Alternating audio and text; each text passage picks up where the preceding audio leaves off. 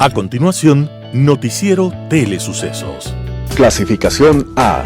Apto para todo público. Un noticiero pensado para usted porque se lo merece. Nos acercamos a la realidad desde diferentes perspectivas. Noticiero Telesucesos. Primera parte del Noticiero Telesucesos con las noticias más importantes del día. Telesucesos Sports. Deportes, deportes, deportes. Todas las tardes, 4 horas de lunes a miércoles, de 14 a 17 horas. Los jueves y viernes, 6 horas, de 12 a 20 horas. Desde Arena Telesucesos. Transmisiones en vivo, siempre Ecuavoley y luego Deportes para recordar. Todas las tardes, deportes en Telesucesos Sports, bajo la dirección del arquitecto David López. La visión objetiva de quien vive el deporte. Sucesos deportivos, visión de un equipo de opinión joven de comunicadores. El Ecuavoley tiene protagonistas con historia de bien que hoy recorren con nuestra audiencia vivencias inolvidables. Telesucesos, el canal de televisión siempre inédito.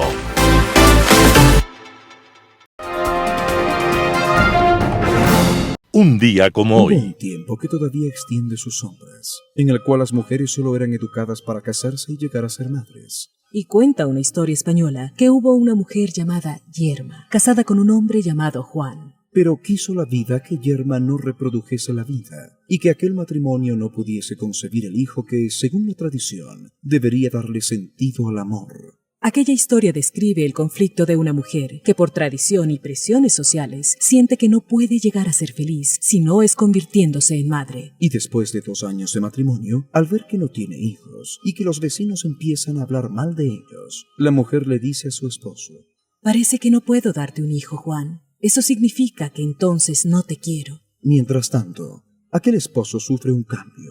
Primero quiere que su mujer permanezca siempre encerrada en casa para evitar comentarios malintencionados.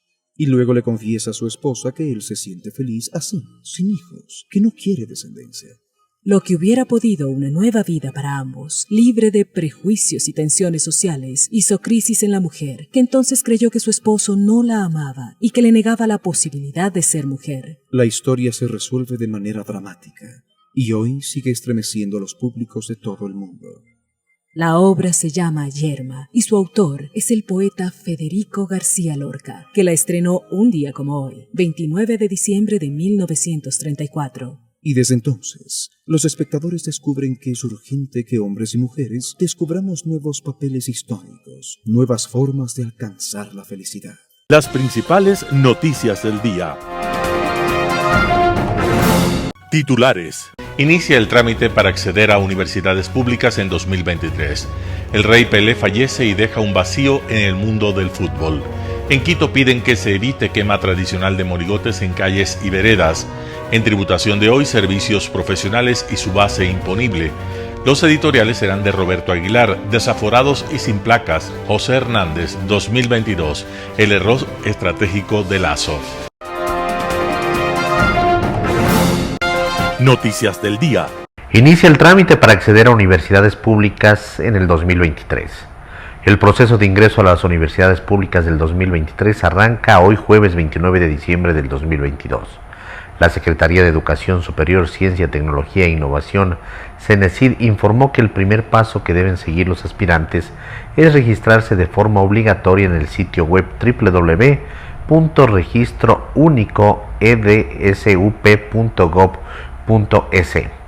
El registro es un paso obligatorio para acceder a la educación superior en el 2023, puntualizó la entidad. Esta fase se extenderá hasta el jueves 12 de enero del 2023. Además, recomendó verificar que el documento de identidad, cédula de identidad o pasaporte se encuentre vigente al menos durante todo el proceso de admisión del periodo en curso, es decir, entre enero y junio del 2023. La CENESID aclaró que este paso es independiente y diferente del proceso de inscripción de aspirantes que realizará cada universidad el próximo año. Esto porque desde el 2023 las universidades serán las encargadas de implementar su propio proceso de admisión, como lo establece la Ley Orgánica de Educación superior. El rey Pelé fallece y deja un vacío en el mundo del fútbol. Edson Arantes do Nascimento Pelé, leyenda histórica del fútbol, falleció en Sao Paulo este 29 de diciembre de 2022. Tenía 82 años. Admirado en todo el planeta, fue tricampeón del mundo con la selección de Brasil en los mundiales de 1958, 1962 y 1970. Para muchos ha sido el mejor futbolista de todos los tiempos. Pelé pasó casi 2 décadas encantando a los fanáticos y deslumbrando a los oponentes como el goleador más prolífico del juego con el club brasileño Santos y la selección nacional de Brasil. Su gracia, atletismo y fascinantes movimientos cautivaron a los jugadores y fanáticos. Orquestó un estilo rápido y fluido que revolucionó el deporte, un estilo parecido a la samba que personificaba la elegancia de su país en el campo. Llevó a Brasil a las alturas del fútbol y se convirtió en embajador mundial de su deporte. Los últimos días los pasó acompañado de sus familiares en el Hospital Albert Einstein de Sao Paulo, en Brasil. A esa casa de salud fue ingresado desde el 29 de noviembre de 2022 como consecuencia de un cáncer de colon diagnosticado en 2021.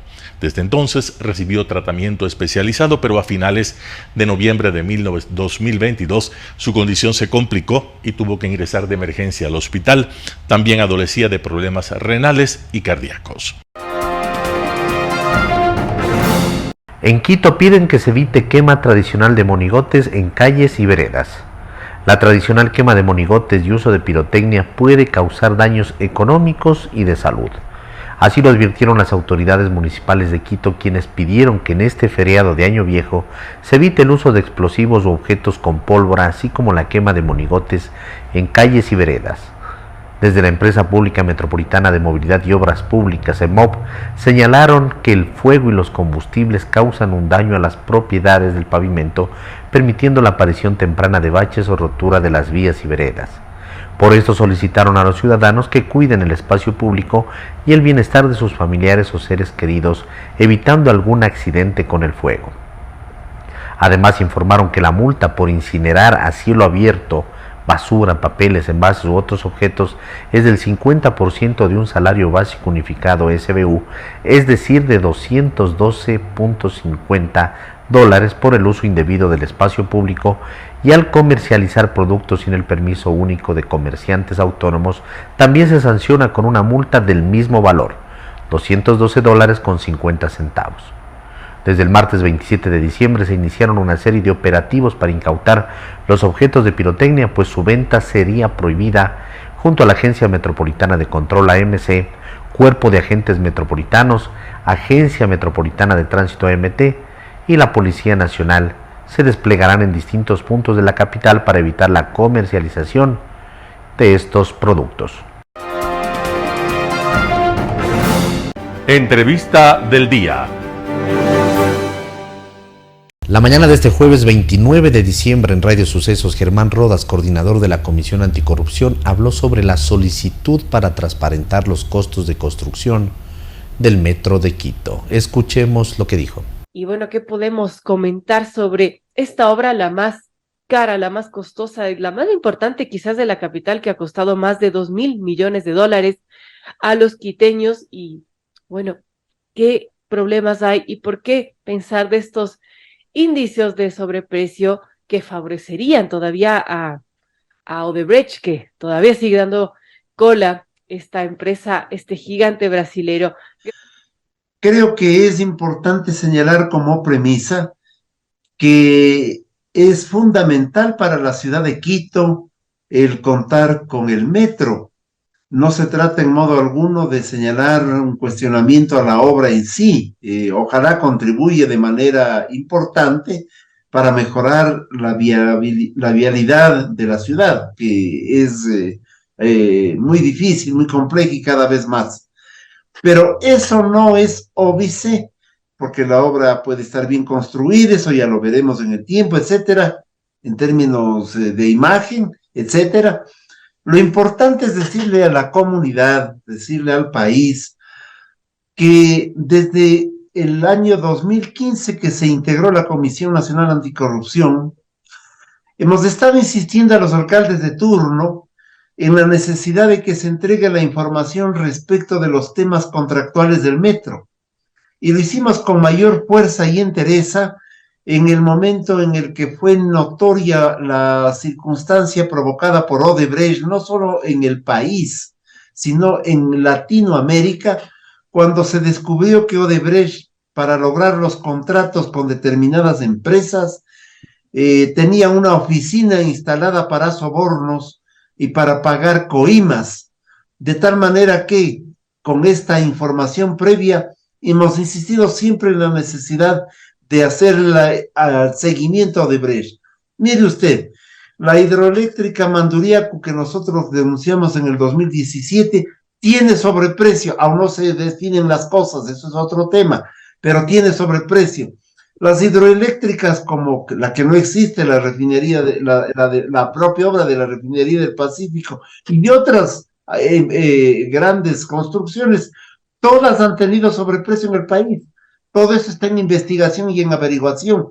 De manera extraña, en un momento determinado, algunas autoridades municipales de la época del señor Mauricio Rodas y los que le siguieron, el señor Yund, etcétera, no enfrentaron el tema, evadieron esta circunstancia de analizar el manejo contractual, y nosotros tenemos indicios en el sentido de que fue en el propio Brasil, al descubrirse las oficinas de Odebrecht encargadas de las coimas, en donde se encontraron varios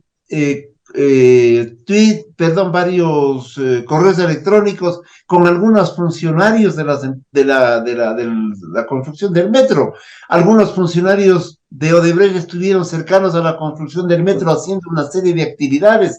Hay un exalcalde que viajó a la ciudad de Brasil a tomar contacto y nunca pudo explicarnos para qué, de tal suerte que todo aquello le genera opacidad a una obra que inicialmente debía costar 1.500 millones de dólares, que con los ajustes, los reajustes, etcétera, ha llegado a costar 2.000 millones de dólares, y lo que sabemos todos es que un enorme porcentaje lo paga el Estado ecuatoriano, es decir, los ecuatorianos en su conjunto, y el resto, que es la mayor parte, también lo pagan los ecuatorianos que vivimos en Quito, es decir, el municipio de Quito.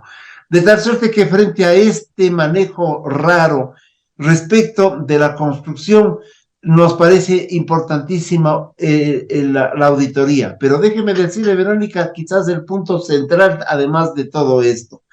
Se hizo un contrato con Odebrecht y con Acciona como consorcio, juntos. Usted hace una contratación con alguien o con algunos, son ellos los que le deben responder en el camino. Pero como la cosa sonaba muy fuerte contra Odebrecht en el mundo, Odebrecht hizo una jugada, se separó del consorcio Acciona, y Acciona supuestamente es la que entrega al final la obra del metro, y Odebrecht desaparece, dice que ya no tiene nada que ver con Acciona. ¿Usted cree que se separaron?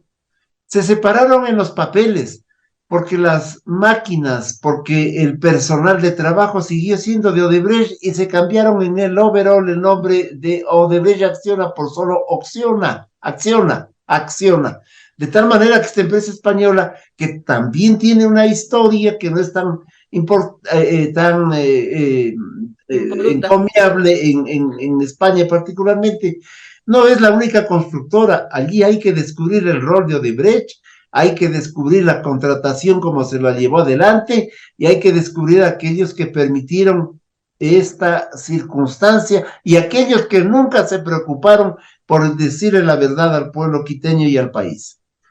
Ahora, entendemos lo que ocurrió, y debido a todo este escándalo mundial, claro, el consorcio Odebrecht Acciona terminó siendo solamente Acciona. Ahora, Germán, ¿por qué decir que Odebrecht ha rehuido sus obligaciones, dejando a Acciona como si fuera el único responsable de la construcción del metro? Y como lo señala, sí, en papel ha resultado así, que Acciona era el único responsable. Porque Odebrecht ya lo dijo en algunos espacios, particularmente en las declaraciones que hizo en Brasil de aquello. dijo que habían comenzado con la construcción del metro en Quito, pero que ya no tenían nada que ver porque desistieron de la contratación y que la empresa que la estaba contratando era Acciona. Ya lo dijeron ellos en el momento de las investigaciones a las oficinas de Odebrecht en el propio Brasil. De tal manera que no estamos nosotros sino recuperando una opinión o una determinación de Odebrecht. Y esto es grave. Odebrecht ha manejado alrededor de 6.500 millones de dólares en obra pública en el país. Por otro lado, también en Radio Sucesos la mañana de este jueves, Fernando Carrión, arquitecto y urbanista, habló sobre la inseguridad en el país y también sobre el proyecto del metro de Quito. Comentábamos hace un momento que ayer se encontraron a dos personas caminando y libando en las rieles del metro de Quito. O sea, este ejemplo es que se necesita realmente, nos da a entender que se necesita que la gente sí se familiarice. No sé si lo que se está haciendo sea lo correcto o sea una medida absolutamente política para cumplir con un plazo, pero sí hay que conocer el nuevo sistema que tenemos y que en algún momento va a empezar a funcionar. No, sin duda, sin duda. Y lo que hay que introducir es, como tienen justamente Medellín, que es una de las empresas que va a administrar el metro, esto que llaman cultura metro, porque hay que saber utilizarlo y hay que saber de qué se trata para que efectivamente su funcionamiento pueda ser correcto. Exactamente. Ahora, es posible que si es que se cumple lo que el municipio está ofreciendo y lo que la operadora, que ya existe por suerte, el consorcio Transdev Metro Medellín, el metro estaría ya con pasajeros abierto en marzo. ¿Es posible que sea así?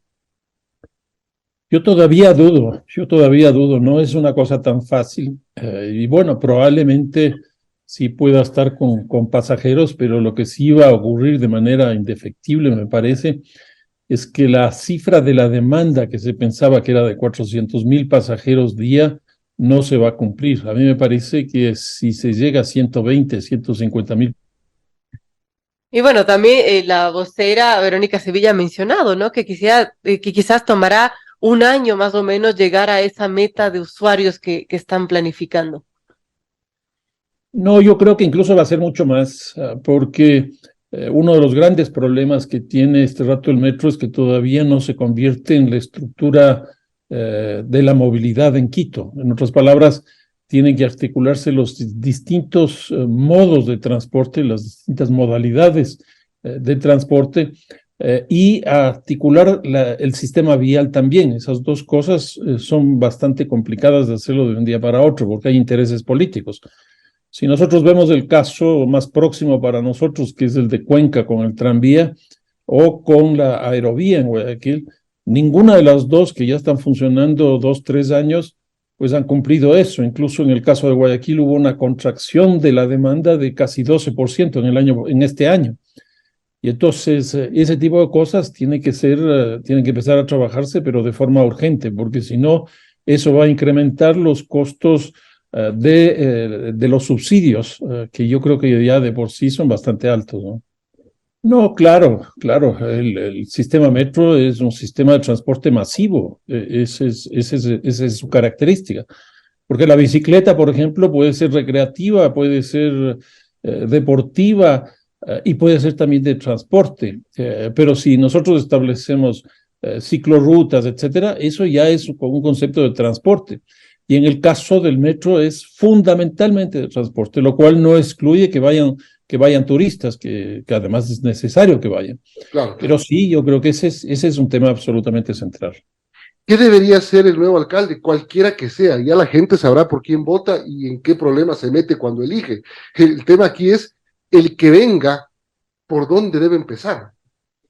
Pues ahí hay un par de problemas que son muy complejos. El uno es del modelo de gestión que impone el metro al municipio de Quito en general, y por otro lado es la parte financiera. En la parte financiera, una de las características que va a tener el próximo alcalde para administrar es que el metro se ha construido hasta ahora con crédito. Es decir, nosotros los quiteños y quiteñas no hemos puesto un solo centavo para la construcción del metro. pero ya a partir del próximo año nos va a tocar pagar ese crédito. Y ahí viene un problema que se produjo justamente el día de la licitación para la construcción del metro, y es que la administración Barrera hizo un presupuesto que no correspondía con la realidad de 1.500 millones de dólares, y el rato que llega la licitación, la empresa acciona Odebrecht, pues gana con el precio más bajo, que era un poco más allá de los 2.000 millones de dólares, es decir, se incrementó más del 30%. Y eso generó un problema porque el presidente Correa en ese momento decidió que iba a financiar simplemente la mitad de los 1.500, no la mitad de la totalidad.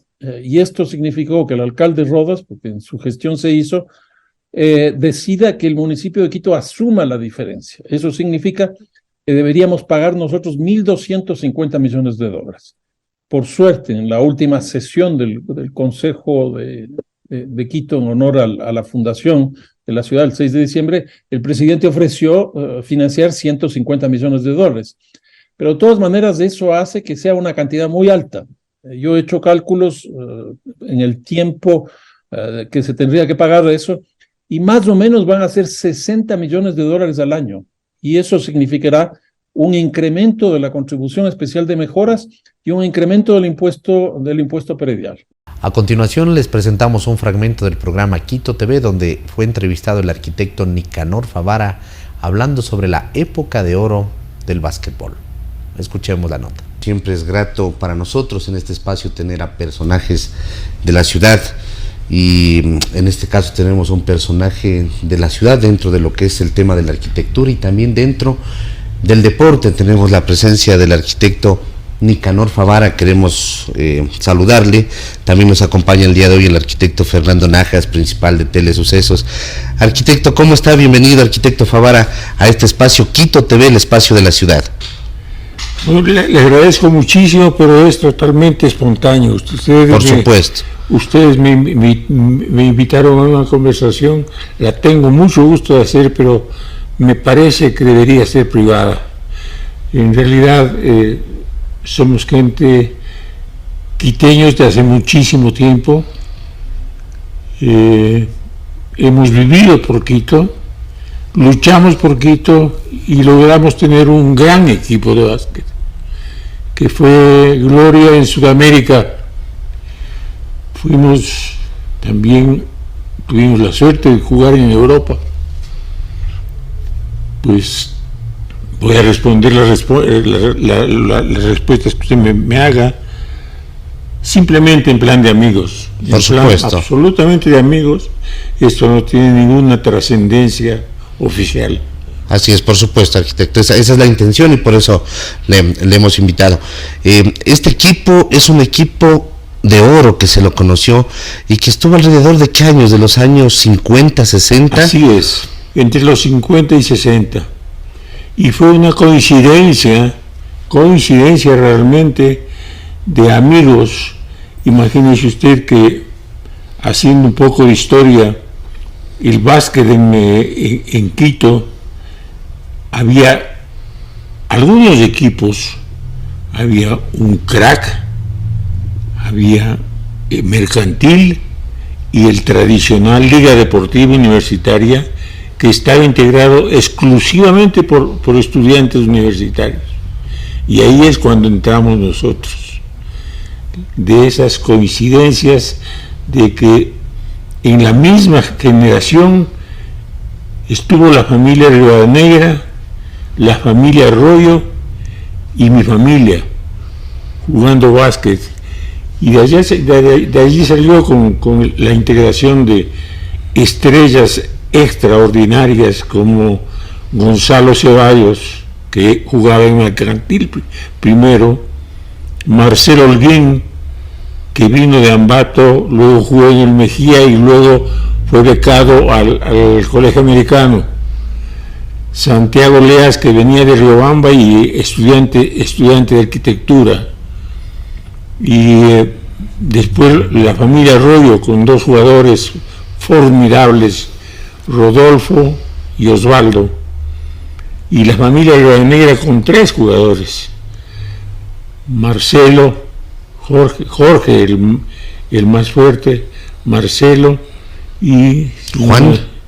No. Y después ya bastante más tarde, ya como prácticamente reemplazos que ya tomaron la pista, la familia Escalante. Pero realmente eran una coincidencia de grupo familiar, social y amigable. Y de allí nació el que nosotros entrenábamos a las 5 de la mañana. ¿En dónde entrenaban? En la Plaza Arenas. Y para llegar a la Plaza Arenas, en el caso mío, por ejemplo, tenía que ir en bicicleta. ¿Desde dónde iba usted? Yo vivía en la América y Río Frío. Y subía hasta la Plaza Arenas. Y después apareció el Deportivo Cóndor que hizo mi padre, en el Deportivo Cóndor que estaba frente a la universidad, a la nueva universidad, lo que es ahora la Universidad Central del Ecuador. Allí había una cancha de patinaje y de básquet que la formó mi padre. Y entonces Liga entrenaba ahí. ¿Y el equipo más fuerte de esa época era el Mercantil y ustedes acabaron con esa hegemonía?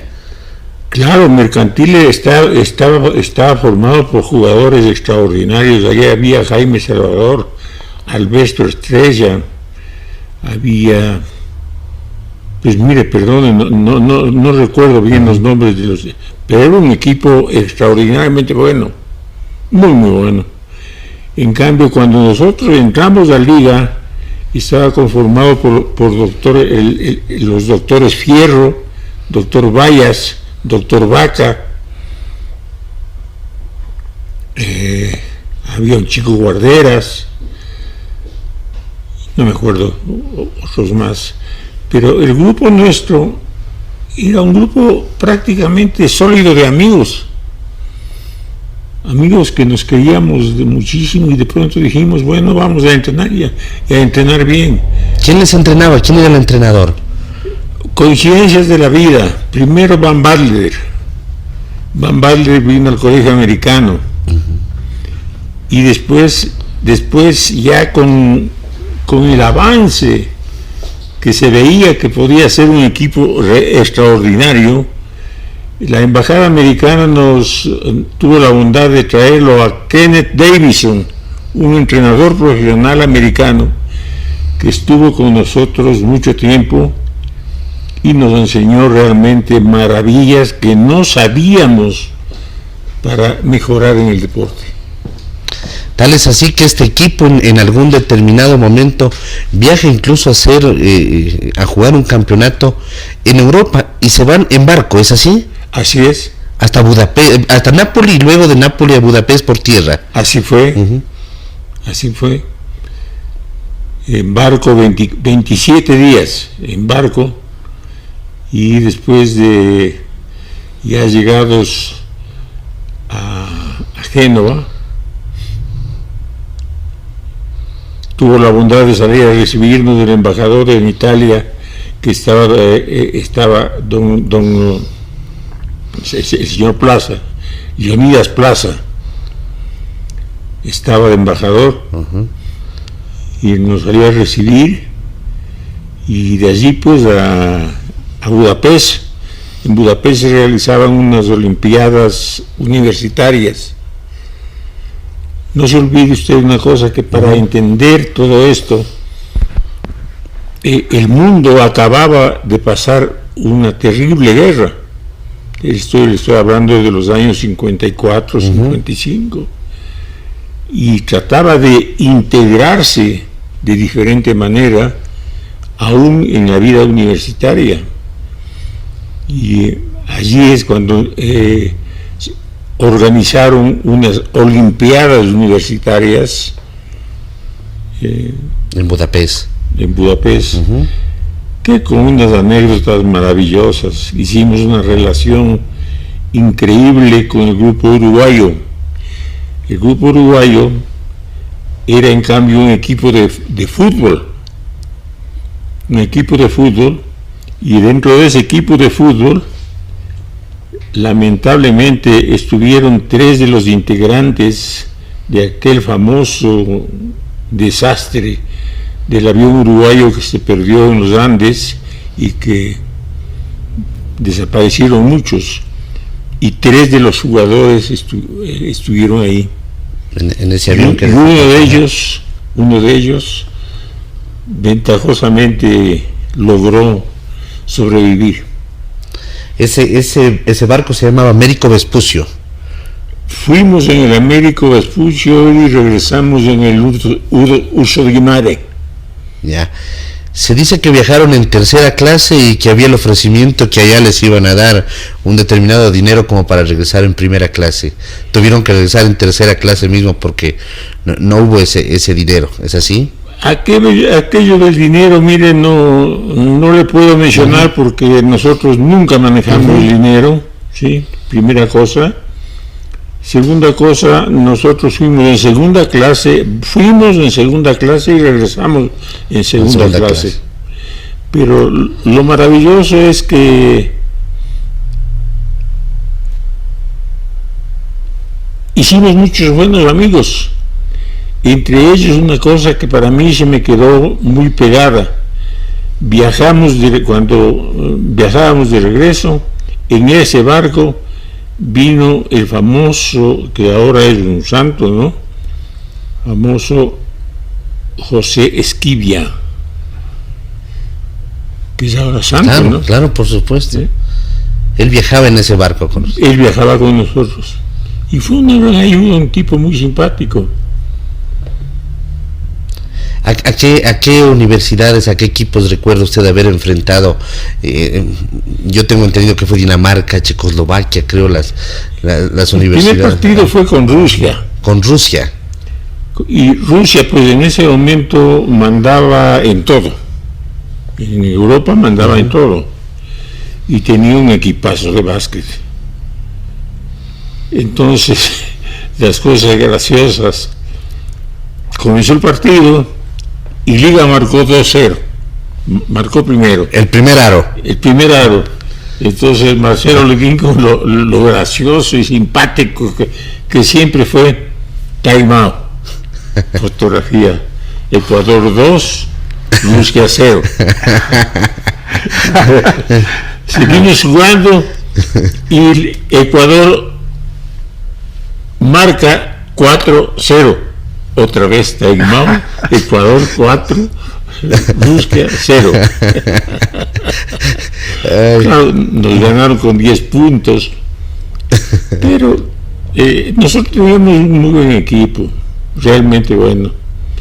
Acaba de desaparecer uno más de los Arroyo.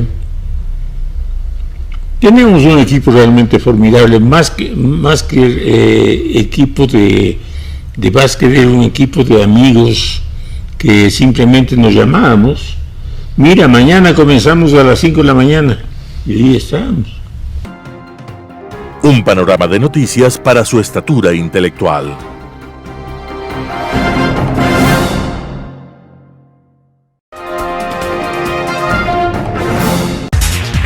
Tributación de hoy con Cristina Trujillo. Soy Cristina Trujillo en su noticiero de Telesucesos en su programa Tributación de hoy. Vamos a hablar ahora de un tema que me han pedido muchísimos profesionales. El cierre fiscal en servicios profesionales para personas naturales. La primera interrogante es: ¿en qué régimen impositivo nos corresponde a los profesionales personas naturales? Primero, es importante que usted sepa que el régimen impositivo que nos corresponde a las personas naturales por servicios profesionales es el régimen general, un régimen que está compuesto por ingresos gravados, ingresos de fuente ecuatoriana o no, y también asociados al concepto de costos y gastos deducibles. Es decir, un régimen que está conformado por el concepto del ingreso neto. Adicionalmente, tenemos que pagar nuestro impuesto a la renta en función a una tabla progresiva de impuesto a la renta conforme el artículo 36 de la Ley de Régimen Tributario Interno. Sí, podemos hacer uso también de la rebaja de los gastos personales. Un artículo que es muy importante para los profesionales, escúcheme por favor, es el artículo 48 del Reglamento Fiscal. El concepto del gasto directo relacionado a nuestro título profesional. Siempre es importante considerar qué tipo de costos y gastos yo puedo tener como deducibles a esa generación de ingreso grabado en relación a mi título profesional. Recuerde que nosotros tenemos primero un artículo principal que es el artículo 10 de deducciones generales y un artículo 48 en el Reglamento Fiscal sobre el concepto de base imponible de profesionales del servicio profesional para determinar adecuadamente esa base imponible bajo un régimen general. Nosotros, por ejemplo, los abogados, los contadores, los economistas, es decir, un sinnúmero de profesiones que tenemos en relación a un título otorgado por autoridad competente, como ya se definió claramente en la última reforma en el decreto 586 del Reglamento Fiscal, debemos asociar nuestro ingreso profesional con nuestros costos y gastos para determinar adecuadamente nuestra base imponible y así nuestra tarifa impositiva de acuerdo al artículo 36 de la Ley de Régimen Tributario Interno. También es importante que usted sepa que podemos hacer uso de la rebaja de gastos personales, porque en el régimen general sí se puede hacer uso de la rebaja de gastos personales.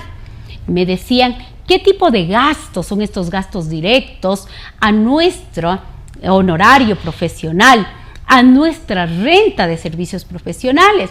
Por ejemplo, en el caso de un abogado, yo le decía, por ejemplo, los gastos relacionados al estudio jurídico, a los suministros de materiales, a la preparación del abogado, a los gastos de viaje, incluso a los gastos, si usted tuviera gastos relacionados por, a lo mejor, el tema del arrendamiento, de las oficinas, etcétera. Los gastos necesarios para que usted pueda tener ese ingreso profesional. La determinación adecuada de mi base imponible es importante para la determinación de un impuesto a la renta justo, basado en normativa legal, en una obligación tributaria adecuada, correcta, determinada por un derecho público, que eso se enmarca en nuestro marco regulatorio vigente, en nuestro marco regulatorio, en nuestro marco legal tributario.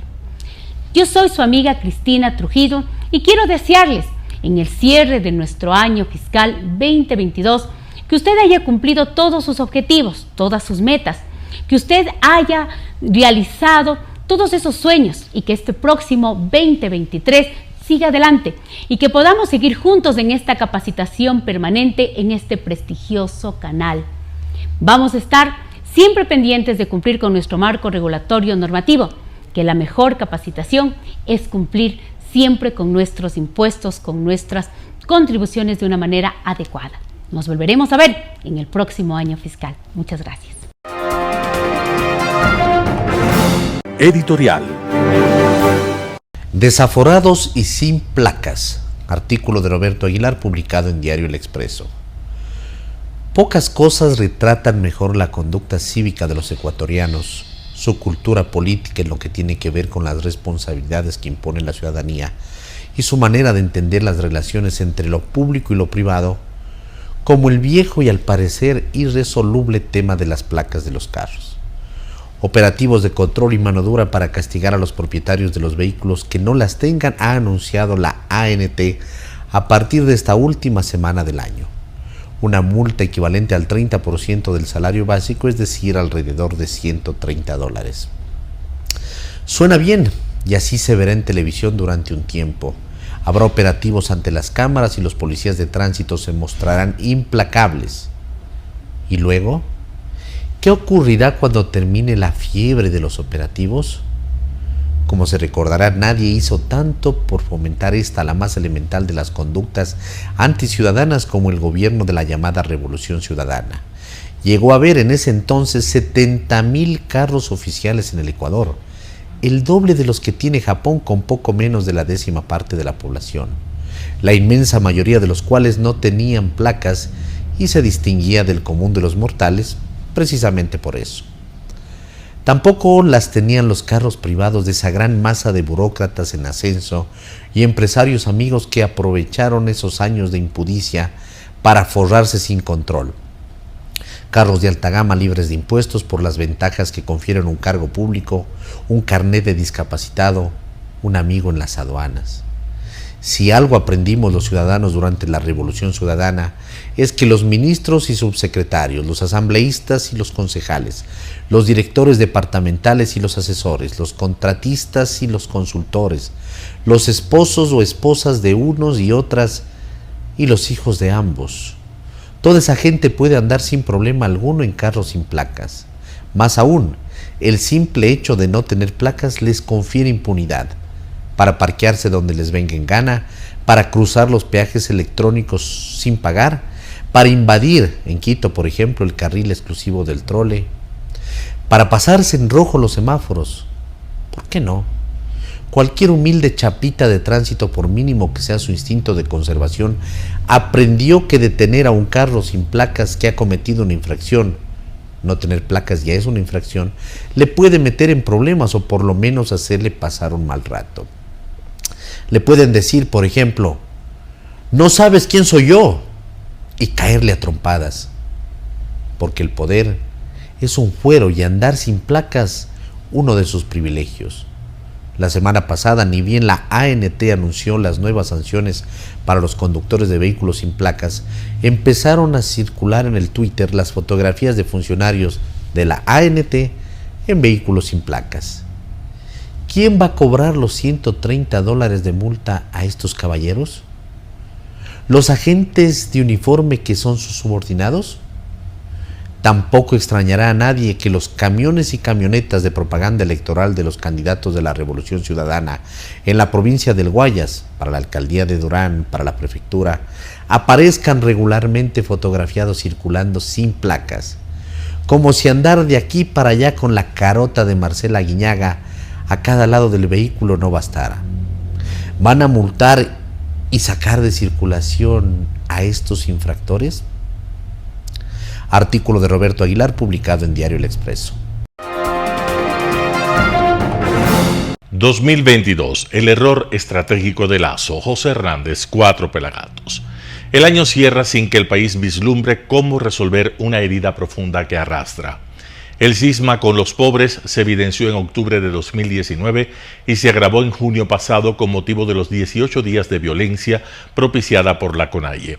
Es claro que Leonidas Issa, presidente de esa organización, tiene una estrategia para que ese cisma, que es pretérito, desemboque en un enfrentamiento, poner a los más pobres al servicio de su programa político. Eso es un hecho. Pero hay una realidad cuya formulación no admite metáforas ni circunloquios. Las comunidades que representa Leonidas Issa forman parte de los más pobres del país. Son campesinos en un alto porcentaje que viven en zonas deprimidas, sin empleo, sin servicios básicos, sin escuelas de calidad, con desnutrición crónica infantil. Pueblos negros y otras comunidades viven en similares condiciones. Esa realidad existe al margen del uso político que haga Issa o cualquier otro dirigente político. Por supuesto que ese uso puede agravar el problema y complicar la solución que, para ser real y eficiente, requiere una voluntad política compartida y programas económicos, de desarrollo y sociales sostenidos y sostenibles en el tiempo. Esa voluntad no existe, por una razón. La sociedad política hace tradicionalmente cargamontón contra el gobierno de turno y en esa tarea hay división de trabajo. Los socios de Issa aceptan que él use políticamente a esas comunidades. Correa admite que hagan a Lasso lo que él no toleró en su gobierno. En claro, ningún gobierno ha hecho suyo el problema de la pobreza estructural de las comunidades indígenas o negras. Y el de Guillermo Lasso no será la excepción. El presidente tenía la posibilidad, porque lo machacó durante la campaña, de llevar a las élites a hacerse cargo de esa herida estructural que el país necesita cerrar. Cuando el presidente Lasso se posesionó, aún estaban frescos los recuerdos de octubre de 2019 y Leonidas Issa había publicado su libro Estallido, en el cual anuncia jornadas de desestabilización y violencia que, como se puede leer, responden a coyunturas fabricadas según su visión estratégica revolucionaria. El gobierno de Lasso hizo lo contrario de lo que debía. En vez de proponer y animar un plan integral contra la pobreza en esas comunidades, lo cual hubiera cortado la hierba bajo los pies de Issa y sus amigos, esperó. Y luego, ante la leche derramada, en vez de negociar con Issa solo algunos puntos y hacer que el Estado opere un programa contra la pobreza, extendió la sábana hasta 218 acuerdos y convirtió al dirigente indígena ante las comunidades más pobres en dueño de las políticas sociales. El error estratégico de Francisco Jiménez, ministro de Gobierno, y que el presidente aún defiende, se verá en toda su dimensión a mediados de febrero entrante. Entonces Issa y sus amigos, convertidos en una suerte de gobierno paralelo, calificarán los compromisos contraídos por el gobierno a nombre del Estado. ¿Alguien imagina que Issa, tras ese ejercicio, felicitará al presidente Lasso? Lo más seguro es que aprovechará para fijar una nueva fecha de caos y de violencia. El resultado del manejo gubernamental es penoso. El cisma estructural con los pobres es hoy el arma política del mayor revolucionario profesional que tiene el país. Y las políticas sociales, en vez de ser motivo de conciencia y unión nacional, porque se pagan con dinero público, son usadas bajo un relato sórdido. Existen porque fueron impuestas a la fuerza, en medio del caos y el terrorismo. Así, en los hechos, la brecha con los pobres se incrementó. Octubre de 2019 y junio de 2022 dejaron más resentimiento y más racismo. Y esa realidad que lacera al país sigue en el mismo punto. El gobierno cedió para ganar tiempo y otorgó a Issa un trofeo político que aupa su obsesión de destruir el sistema. Las élites no concluyeron que deben hacerse cargo del cisma con los más pobres porque, de lo contrario, el sistema es inviable. Su desinterés es manifiesto, a pesar de que unos grupos empresariales han hecho suya la lucha contra la desnutrición crónica infantil. Y las sectas de la sociedad política, en particular el correísmo, nepotismo, renegados de la izquierda democrática, Pachacutic e independientes, volvieron a dar pruebas de no querer resolver los problemas seculares. Se limitan a usar a los pobres y desgastar aún más el sistema, favoreciendo incluso a quienes quieren destruir violentamente al país para reinar. José Hernández, 4 Pelagatos. Noticias internacionales. La Comisión Europea debate las restricciones para hacer frente al aumento de casos de COVID en China. Alarma en Europa tras la explosión de casos de COVID-19 en China. La Comisión Europea ha convocado a los países miembros para debatir posibles normas para un enfoque coordinado ante el aumento de contagios en el gigante asiático, después de que éste eliminara su política de COVID-0. El objetivo, evitar que los Estados miembros de la UE actúen por su cuenta adoptando restricciones en sus fronteras sin consultar y prevenir el aumento de contagios de la nueva variante del virus. Pero Italia ya anunció este miércoles imponer pruebas obligatorias a todos los viajeros procedentes de China, una medida que ya han adoptado en Japón y Estados Unidos. En Francia, el presidente Emmanuel Macron ha pedido al gobierno que tome las medidas adecuadas para proteger a los ciudadanos. Esta decisión del gobierno chino coincide con la temporada de viajes más concurrida del país, que son las vacaciones del Año Nuevo Lunar del próximo mes. Además, también surge como un intento para reimpulsar su economía.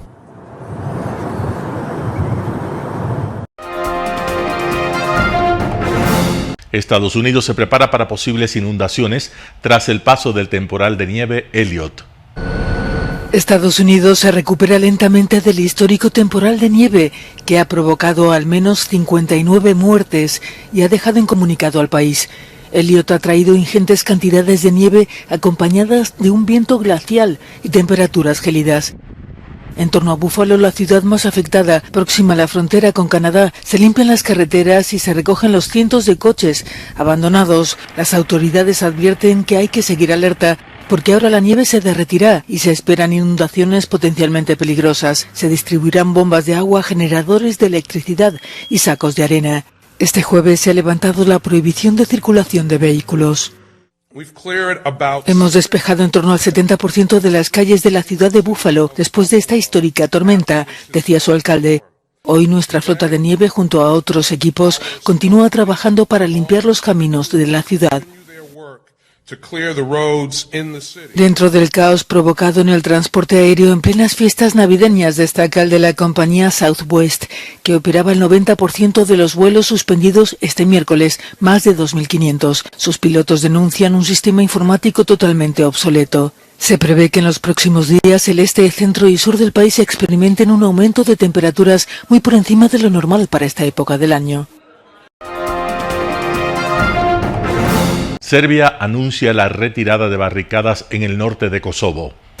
El presidente de Serbia anuncia la retirada de las barricadas y los bloqueos de carreteras a partir del jueves a primera hora de la mañana en el norte de Kosovo. Tras 19 días de bloqueo, los líderes de Serbia y Kosovo se han comprometido para rebajar las tensiones, justo un día después de que Serbia pusiera sus tropas cerca de la frontera con Kosovo en estado de alerta total de combate. No es un proceso sencillo y no puede hacerse en 2 horas como algunos imaginaban. Pero en un plazo de 24 a 48 horas se retirarán las barricadas. Esto no significa que la desconfianza no haya desaparecido. Los que juegan con la existencia misma de los serbios en Kosovo deben saber que, al igual que no lo permitimos ahora, tampoco lo permitiremos en el futuro. Las tensiones entre ambos países han aumentado en los últimos meses por la decisión del gobierno de Kosovo de prohibir las matrículas expedidas por Serbia. La situación llegó a un punto crítico en las 2 últimas semanas por la detención de un exagente de policía serbio de Kosovo durante unas protestas en contra de esta medida, lo que generó el levantamiento de múltiples barricadas en el norte del país. Francia enviará más armas a Ucrania por valor de 200 millones de euros. El presidente de Ucrania, Volodymyr Zelensky, se reúne en Kiev con el ministro de Defensa francés, Sébastien Lecornu, para abordar el incremento del apoyo militar francés al esfuerzo bélico contra Rusia, incluyendo armamento de defensa tierra-aire. El ejército francés apoyará a Ucrania con un fondo de 200 millones de euros. Me he reunido con el ministro de Defensa de Francia para hablar de cooperación, de la reconstrucción de nuestro país y del fortalecimiento de nuestra defensa aérea, agradeció Zelensky. El ejército ucraniano mostró en funcionamiento los obuses César suministrados por Francia, muy apreciados por su precisión, como parte del arsenal moderno proporcionado a Ucrania por diversos países desde la invasión rusa.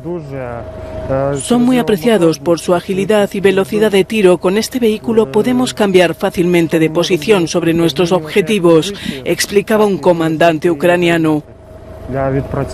El ministro de Exteriores ruso, Sergei Lavrov, en declaraciones a la televisión estatal rusa, dijo que para que se reanuden las conversaciones, Kiev debe reconocer la anexión por parte de Rusia de 4 regiones ucranianas.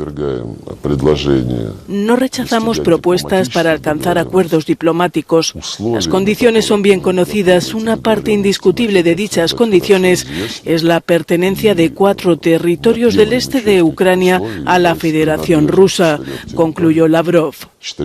El Ministerio de Defensa ruso publicó el miércoles imágenes de maniobras militares en la República de Bielorrusia.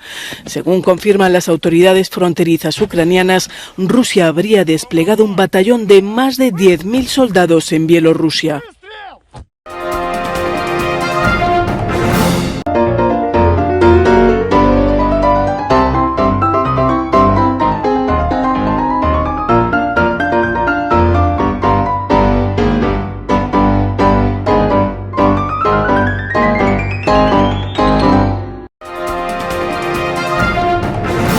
Telesucesos, llegamos con nuestra señal a los sectores populares de nuestra ciudad.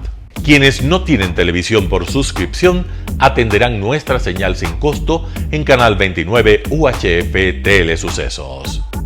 Siempre ecuatorianos, resaltamos nuestra identidad.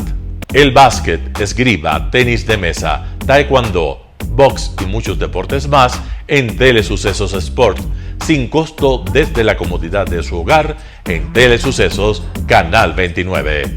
Arena Telesucesos es una importante y funcional edificación cubierta dispuesta para la práctica y desarrollo de eventos del Ecuavóley. La transmisión de Telesucesos se podrá sintonizar además a través de Claro TV Canal 43, TV Cable Canal 73 y en redes sociales Facebook Live Telesucesos Quito y YouTube Telesucesos HD. Telesucesos, el canal de televisión siempre inédito. El noticiero Telesucesos es retransmitido de lunes a viernes a las 7 horas por Radio Planeta Sur 106.1 FM de la ciudad de Loja. Noticiero Telesucesos.